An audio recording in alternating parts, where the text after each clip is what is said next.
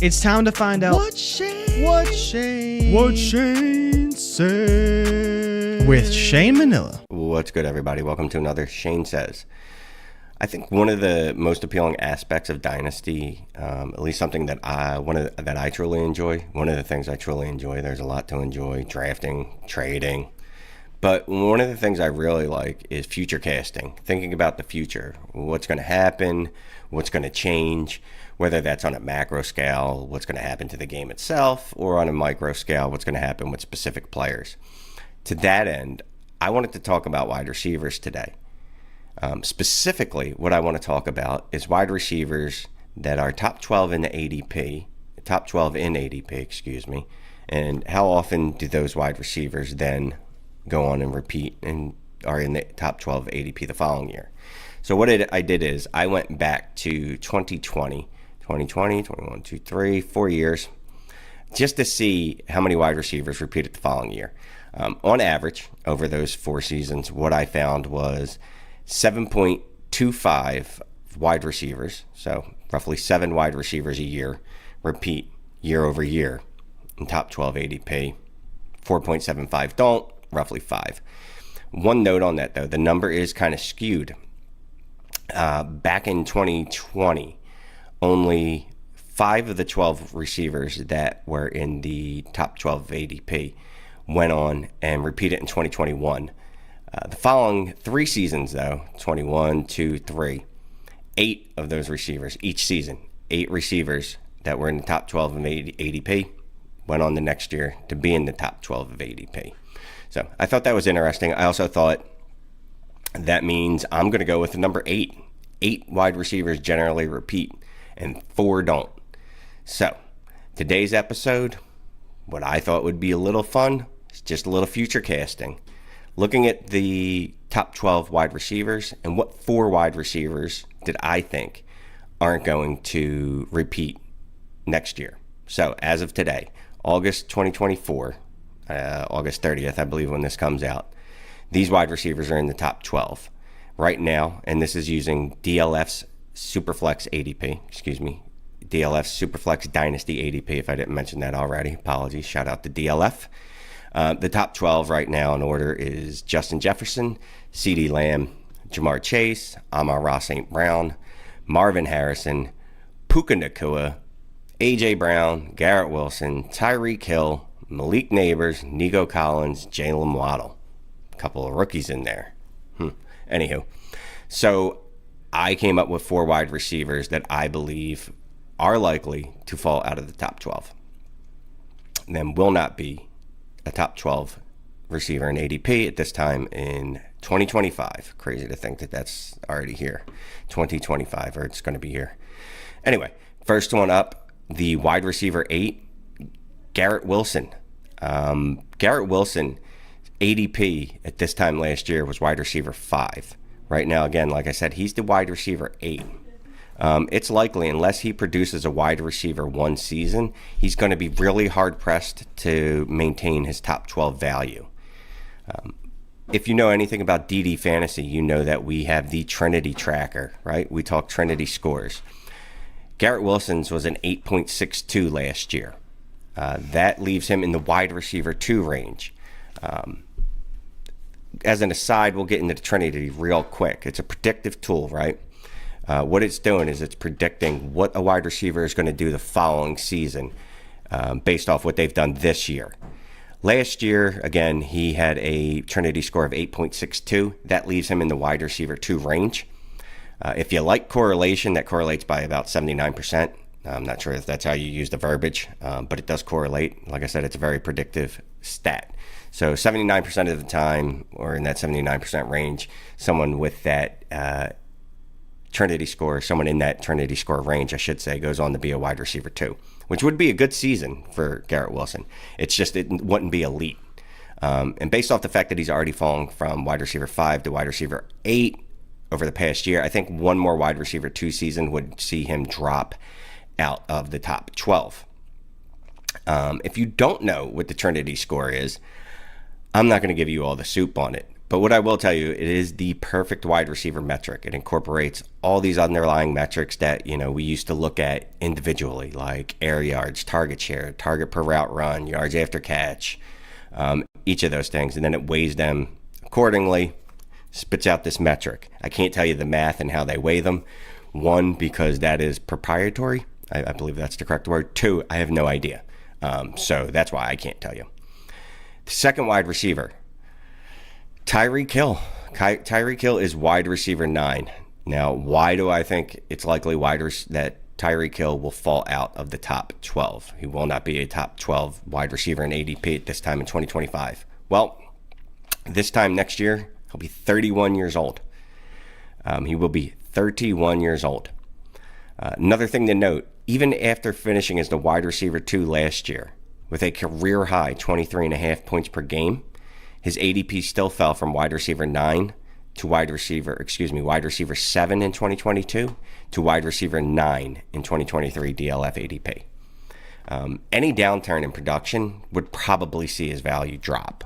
But also, age causes a dip in value even without the production dip. So even if there's not a production dip, there's a pretty good chance that he's going to decrease in value just because of his age.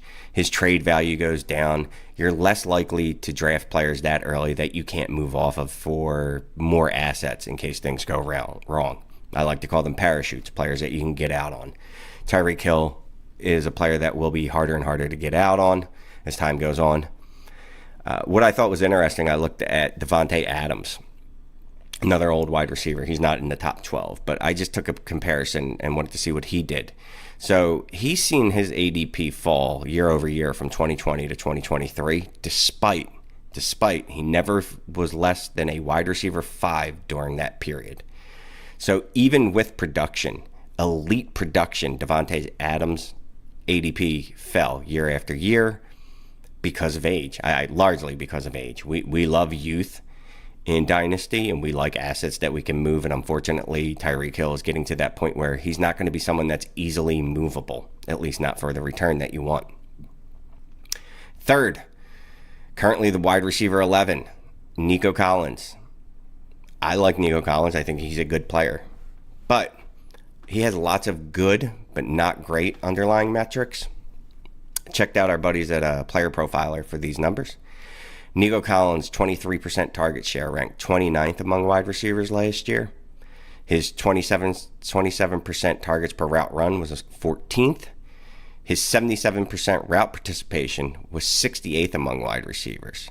Now, all of those metrics above are volume-based.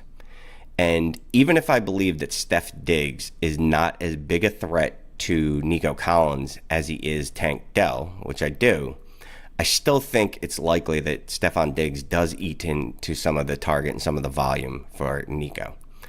So if Nico just has okay volume, or that volume decreases even a little bit, he's going to need to remain hyper efficient. He was insanely efficient last year to produce enough to warrant his wide receiver 11 status in ADP.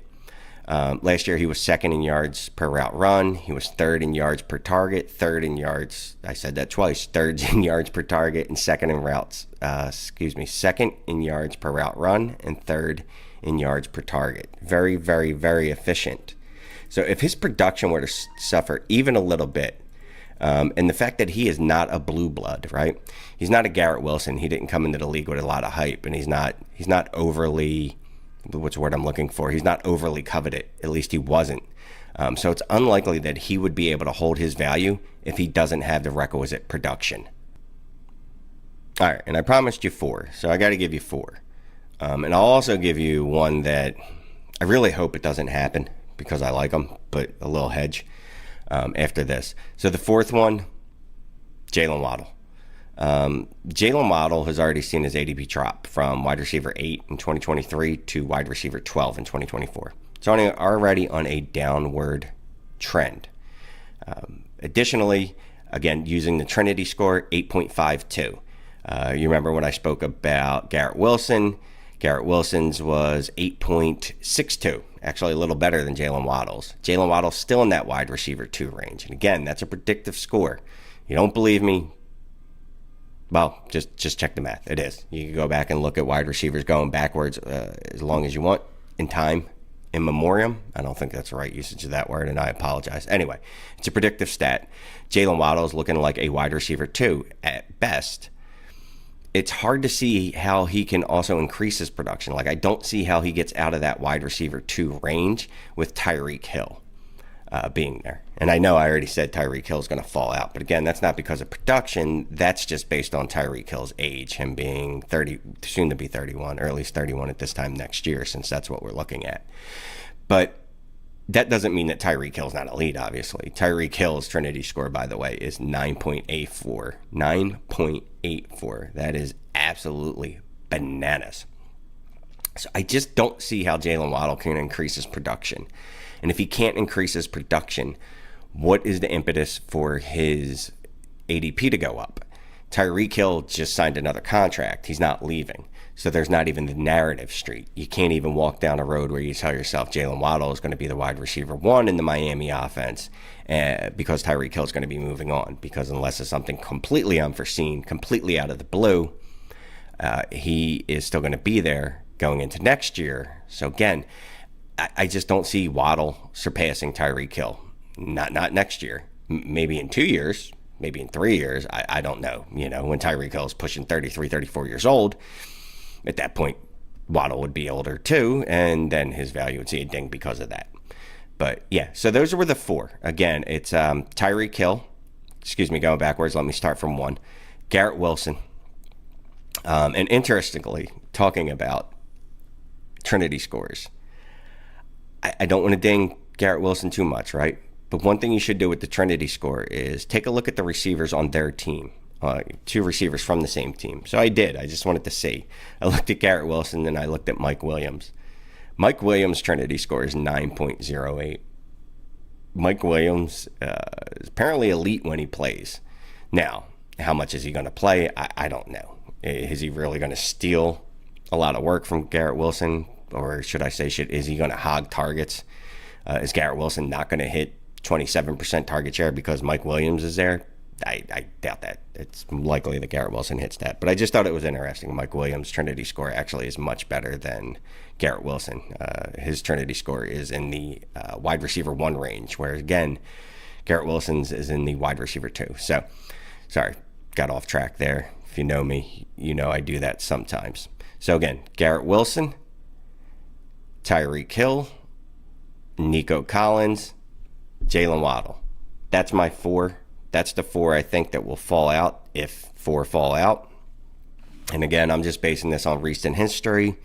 On average, 7.25 wide receivers repeat, 4.75 don't. So if anything, I'm actually missing someone. To that point, one guy that scares me, top 12, he is the wide receiver. I'm going to have to squint here. 6 or 7. I can't see that. The screen's too small. Wide receiver 6 or 7 on DLF's ADP, August ADP, again, Superflex. And he is actually the wide receiver 6. Yes, I saw it correctly. Puka Nacua. I love Puka Nacua. I think anyone that knows me or has followed me, I think he's elite. But I am a little concerned about the knee injury. There hasn't been a lot of chatter around it. There was the Twitter streets going a little crazy yesterday about, I believe it was Greg Cosell, I could be wrong, sorry if I am, stating that there's more than meets the eye, basically, is what he was inferring, without actually saying anything. But Puka also has a significant injury history going back to college, and he did get banged up a couple times last year. So if he does see injury, or if he's injured, it's easy to see him fall out of the top 12. And again, he's not a blue blood. He's not an elite prospect. He wouldn't get the grace of some other players, even with that elite rookie season he had, because he still has the stigma of a late round draft pick. That stigma is hard to get rid of sometimes. So Puka Nacua is my hedge. I hope I'm wrong. Well, as a matter of fact, I didn't put him on my list, so I can't be wrong. I can be wrong. But anyway, I didn't put him on this list, but if he fell out of the top 12, I would not be surprised. If, again, based on injury, if he's healthy, I think he absolutely smashes this year without a doubt. I'm not concerned about Cooper Kupp or any of that. But that's not what this show's about today. So those are my thoughts. Let me know what you think I'm wrong about. I know a lot of times people like to tell me how wrong I am in the comments. Thank you. I appreciate the comments, though. I appreciate the engagement. I do. I truly do. No, all kidding aside. Let me know what wide receivers you think might fall out of the top 12. Again, the top 12 from this year, who won't repeat, who won't be in the top 12 in ADP next year. Again, using DLF's ADP. So appreciate y'all. Everybody have a great weekend and a great Labor Day. Later.